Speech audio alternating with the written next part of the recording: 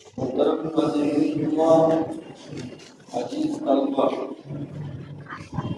تمام قسم کی تعریفات اللہ وحدہ لا شریک خالق کائنات مالک ارض و سما کے لیے ہے۔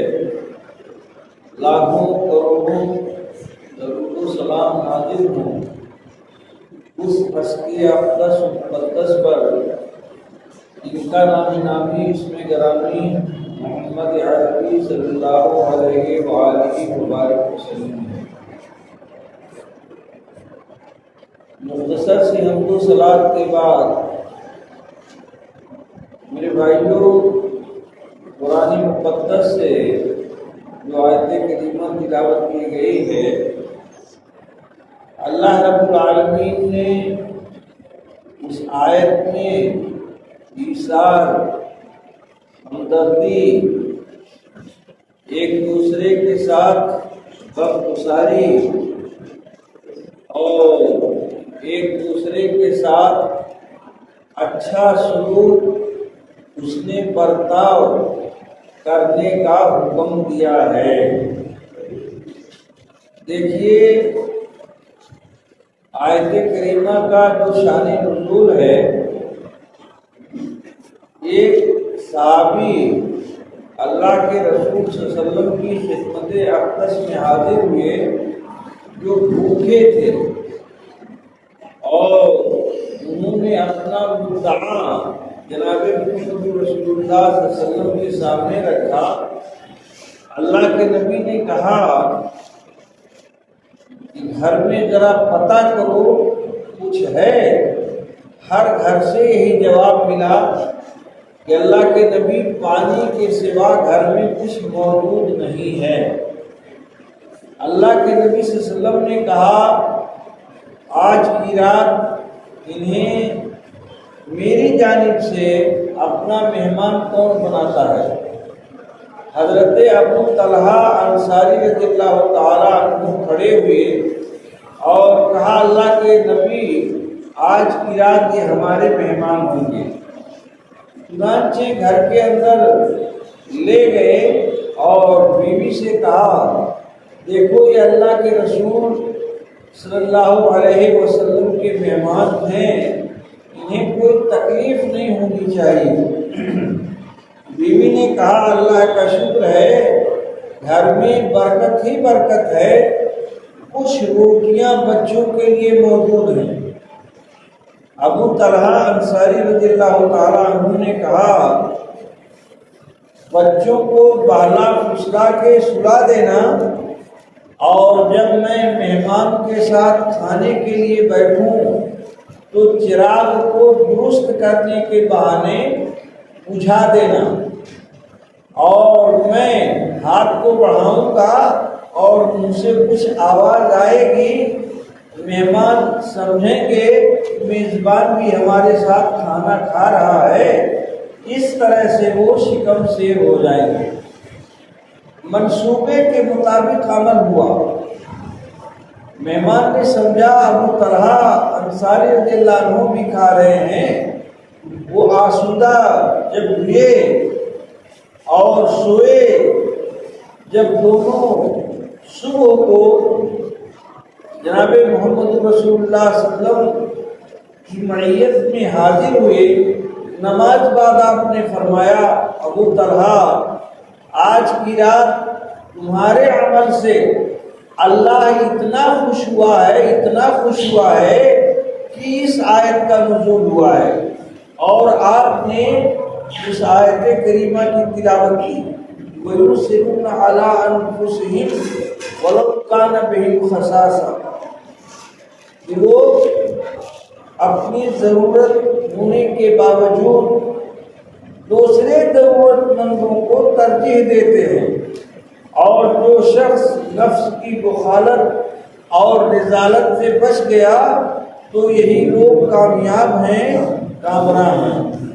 پتہ یہ چلا کہ اسلام کے اندر اسلامی ہمدردی، اسلامی رواداری، ایک دوسرے کے ساتھ غمگساری، یہ بڑی اہمیت کی چیز ہے، اور اس چیز کو قرآن نے ذکر کیا ہے۔ میرے بھائیوں، صحابہ رضی اللہ عنہم کی تاریخ بھری پڑی ہے۔ جب صحابہ نے ہجرت کیا، گھر چھوڑا، مال و متاع چھوڑا، کاروبار چھوڑا، بیوی بچوں کو چھوڑا، تو ایسی صورت میں مدینہ کے مہاجرین نے جناب محمد رسول اللہ صلی اللہ علیہ وسلم کے حکم پر انہیں ہاتھوں ہاتھ لیا، اپنے گھروں کو 2 حصے کیے، ایک حصہ اپنے مہاجر بھائی کو دیا، کھیت اور باغ کے اندر حصہ لگایا، حتیٰ کہ جن کے پاس 2 بیویاں تھیں کہا میرے بھائی دیکھ لو جو تمہیں پسند آئے میں اسے طلاق دیے دیتا ہوں، عدت گزرنے کے بعد تم ان سے شادی کر لینا۔ جہاں ایک طرف انصار نے ہمدردی کی ہے، وہیں پر مہاجرین کی بھی تاریخ ملتی ہے، مکے والوں کی، کہ انہوں نے ہاتھ پیر کو باندھ کر کے بیٹھنا گوارا نہیں کیا، بلکہ تاجر پیشہ تھے، تجارت کو اپنایا، اور اللہ نے اتنی برکت دی کہ انہوں نے ان مہاجرین نے انصار کا سب کچھ واپس کر دیا۔ حضرت سعید اور عبد الرحمن ابن عوف رضی اللہ عنہ کا واقعہ مشہور ہے۔ عبد الرحمن ابن عوف رضی اللہ عنہ مہاجر ہیں، مکے کے رہنے والے ہیں، اور حضرت سعید یہ انصاری ہیں، مدینے کے رہنے والے ہیں۔ جب پہنچے مدینہ، آقا نے سوال کیا تھا عبد الرحمن کیسے آئے؟ کہا آقا سب کچھ لٹا کے آیا، دین بچا کے آیا۔ کہا اگر دین اور ایمان بچا کے آئے تو سب کچھ تمہارا بچا ہے، کچھ نہیں لٹا ہے۔ آپ نے مواخات کرایا، بھائی چارگی کرائی، کس کے ساتھ؟ حضرت سعید رضی اللہ عنہ کے ساتھ۔ حضرت سعید رضی اللہ عنہ نے اپنا مکان دکھایا، باغ اور کھیت کے حصے کیے۔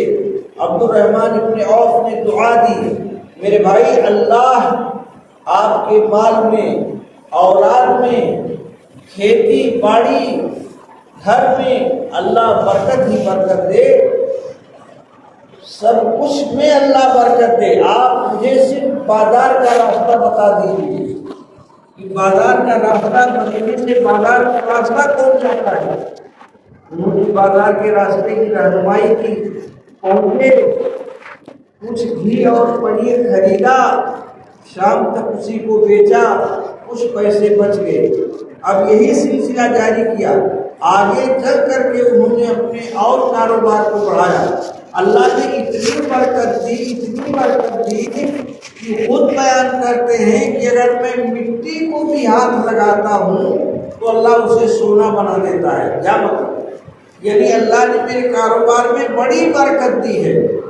اور میرے بھائی یہی عبد الرحمن ابن عوف رضی اللہ عنہ ہیں کہ جب ان کا وفات ہوا تو اتنی دولت نکلی کہ کھودنے والوں کے ہاتھوں میں چھالے پڑ گئے تھے۔ کئی سو اونٹ اللہ کے راستے میں انہوں نے قربان کیے۔ جنگ کے موقع پر اللہ کے نبی صلی اللہ علیہ وسلم کی مدد کی۔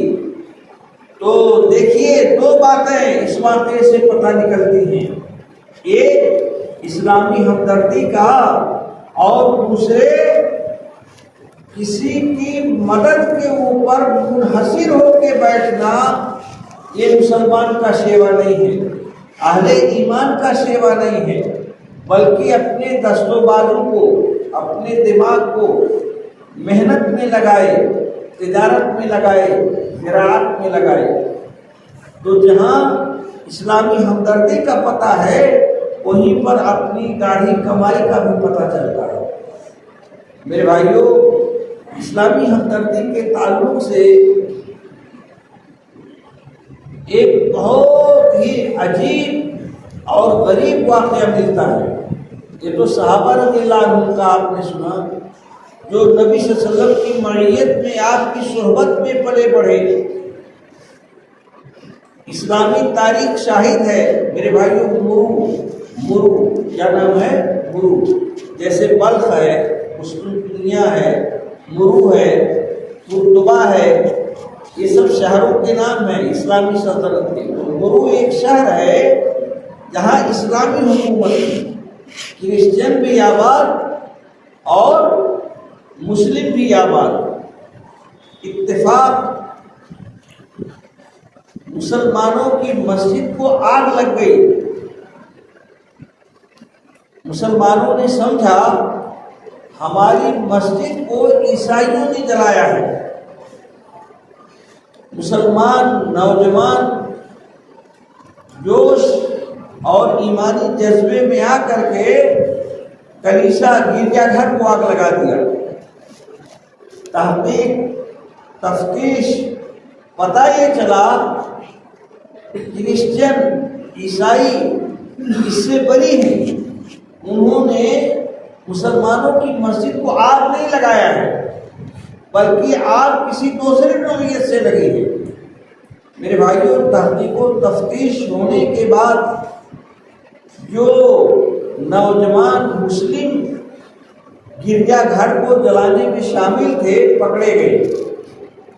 کسی کو کوڑے کی سزا، کسی کو ہاتھ کاٹے جانے کی سزا اور کسی کو قتل کیے جانے کی سزا پرچے میں لکھ کر کے تقسیم کر دیا گیا کہ جس کے ہاتھ میں جو پرچہ جائے گا اسے وہی سزا دی جائے گی۔ چنانچہ ایک جوان کے ہاتھ میں پرچہ قتل کا آیا۔ اس نے جب پڑھا تو کہا کاش میری ماں اگر زندہ نہ ہوتی تو مجھے اپنے قتل کیے جانے کی کوئی پرواہ نہیں ہوتی۔ افسوس، میرے مارے جانے کے بعد، میرے قتل کیے جانے کے بعد میری ماں کا دیکھ دیکھ کرنے والا کون ہوگا؟ اس کے بغل میں ایک نوجوان کھڑا تھا جو غیر شادی شدہ، والدین اس کے دنیا میں تھے نہیں۔ کہا میرے بھائی، حقیقت یہ ہے نہ تو میری ماں زندہ ہے نہ باپ زندہ ہے، اور میں غیر شادی شدہ ہوں۔ میرے ہاتھ میں جو پرچہ ہے وہ کوڑے کا ہے۔ لاؤ ہم اور تم پرچوں کا تبادلہ کیے لیتے ہیں، میں تمہاری جگہ سے قتل ہو جاؤں گا اور تم میری جگہ پر کوڑے کھا کر کے چھوٹ جاؤ گے۔ اللہ ہو، ایسا ہی ہوا۔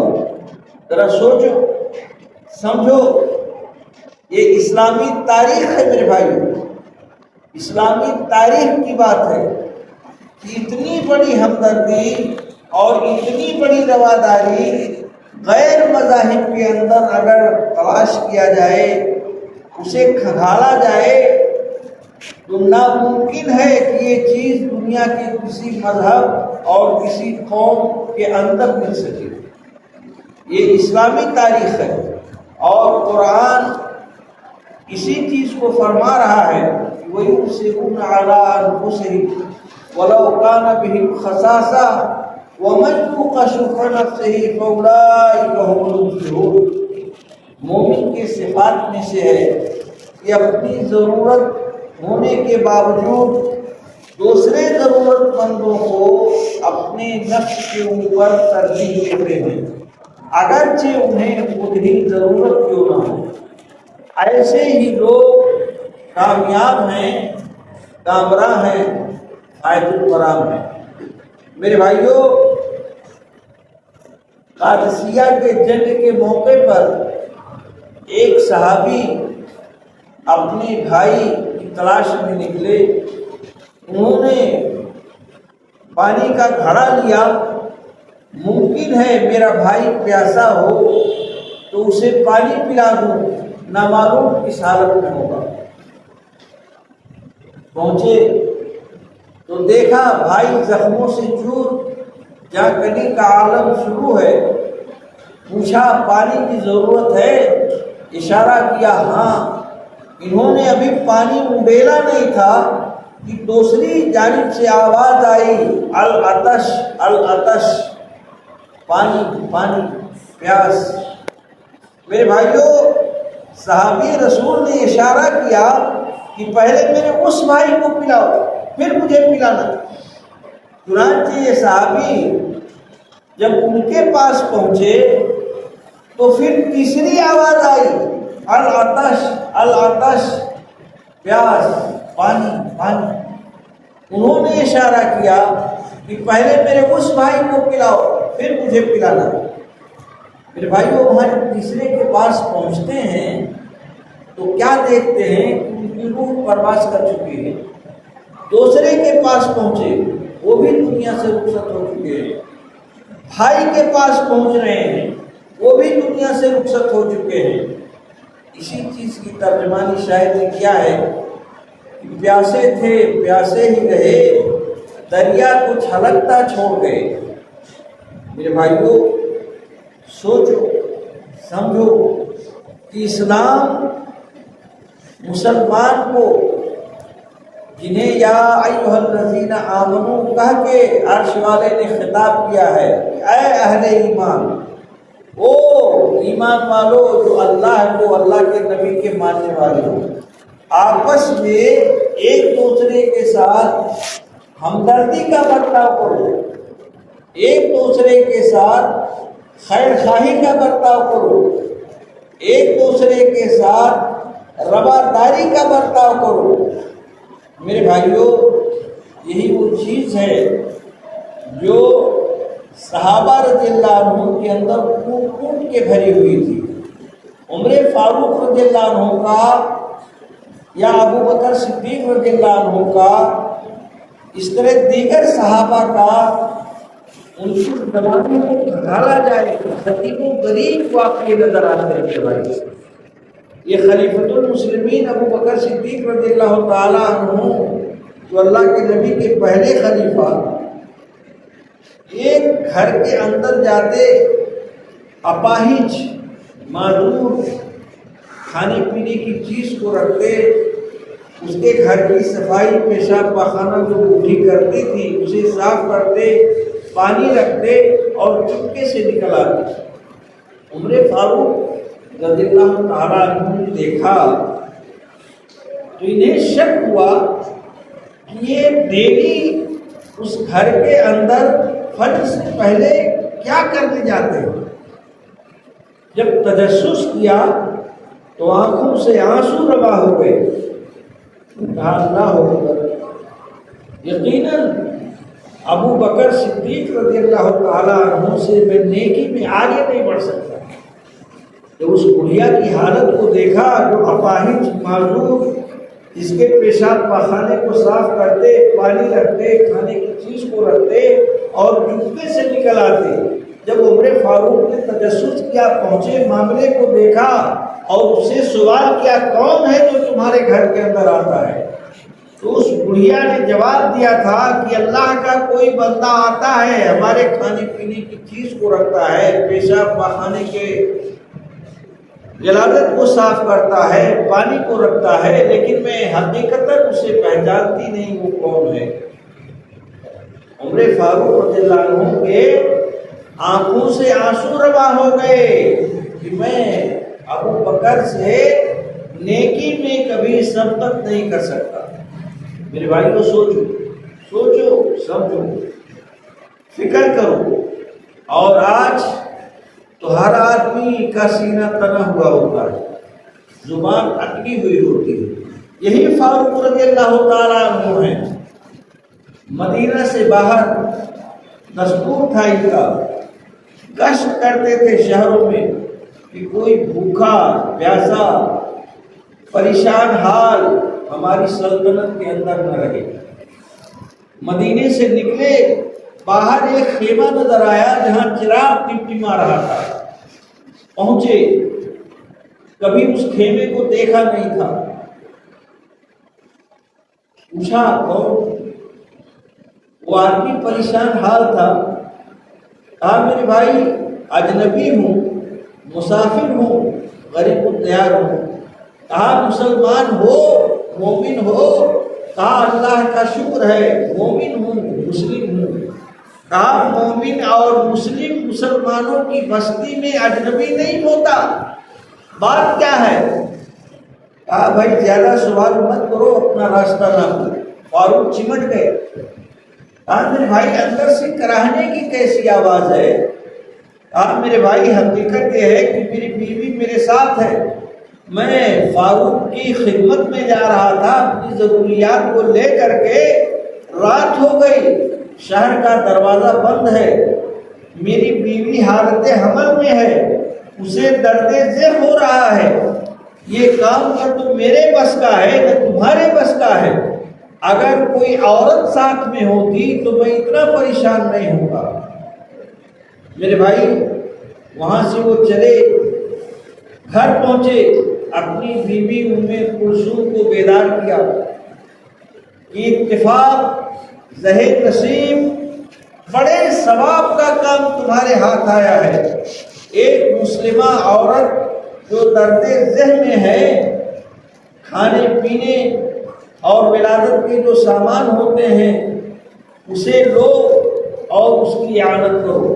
میاں بیوی دونوں سارا سامان لے کے وہاں پہنچے۔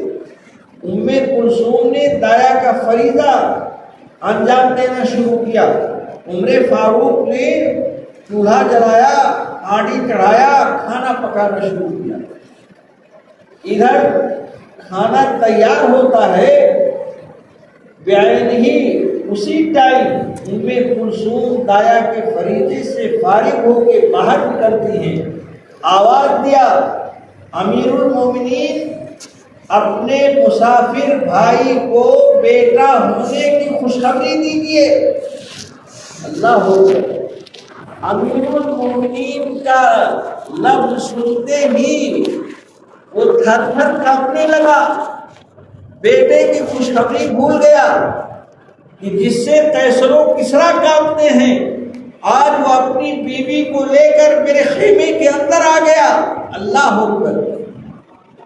عمر فاروق رضی اللہ تعالیٰ عنہ نے کہا میرے بھائی اس میں گھبرانے کی کوئی بات نہیں ہے، حقیقت یہ ہے کہ میں مسلمانوں کا خادم ہوں، آپ پریشان تھے، یہ کھانا تیار ہے، میاں بیوی دونوں تناول کر لیں، صبح کو میرے دربار میں حاضر ہونا، جو بھی آپ کی ضرورت ہوگی انشاءاللہ العزیز میں اسے پورا کروں گا۔ یہ ہے جناب محمد رسول اللہ صلی اللہ علیہ وآلہ وسلم کے صحابہ، آپ کے ماننے والوں کے اخلاق اور ان کے اسلامی رواداری کا بیان، جو حقیقتاً قرآن کے سانچے کے اندر ڈھلے ہوئے تھے۔ انہوں نے عملی طور پر اللہ کے نبی سے قرآن کو سیکھا، اور اللہ کے نبی تو چلتا پھرتا قرآن تھے، قرآن پہ اللہ کے نبی نے عمل کر کے دکھایا، صحابہ بھی اسی سانچے میں ڈھلے ہوئے تھے۔ اور آج معاملہ برعکس ہے میرے بھائی، اس لیے ضرورت اس امر کی ہے کہ اسلامی رواداری کو اپنائیے، اسلامی ہمدردی کو اپنائیے، اسلامی اخوت کو پہچانیے، اسلام کیا تعلیم دے رہا ہے اس چیز کو جانیے۔ اللہ سے دعا ہے کہ مولا ہم سب کو عمل کی توفیق دے، آمین۔